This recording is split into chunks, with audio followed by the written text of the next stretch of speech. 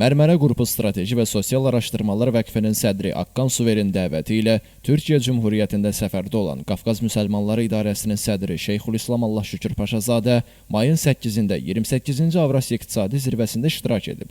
Dünyanın müxtəlif ölkələrini təmsil edən dövlət rəsmiləri, nüfuzlu din xadimləri, siyasətçilərin iştirak etdiyi zirvədə Şeyxülislam Allah Şükür Paşazadə fəxri qonaq olaraq çıxış edib. Mərmərə qrupu Strateji və Sosial Araşdırmalar Vəqfinin mənəvi dəyərlərimizi, milli kimliyimizi, tarixi nailiyyətlərimizi özündə ehtiva edən, sosial-iqtisadi münasibətlərdə Türk dünyasının maraqlarını təmsil edən, dünya miqyasında geniş ictimai və mədəni fəaliyyətini yüksək dəyərləndirən Qafqaz Müsəlmanları İdarəsi sədri Allah Şükür Paşazadə Vəqfin 40 il ərzində həyata keçirdiyi humanitar layihələrə dünyanın hər yerində olduğu kimi Azərbaycanda da böyük rəğbət bəsləndiyini vurğulayıb. Vəqfin rəhbəri Akkan Suveri Azərbaycanın sadiq dostu adlandırıb. Bildirib ki, görüşlərimizin əsas məqsədi dünyada baş verən qlobal fəlakətlərə və ictimai təhlükələrə qarşı birgə mövqeyimizi və həmrəyliyimizi nümayiş etdirməkdir. Bugün müasir dünyada meydana gəlmiş yeni təhlükəli meylər, əsrlərlə insan təfəkküründə, mənəviyyatında yer almış dini mədəni dəyərlərin təhrif və təhqir olunması, təəssüf ki,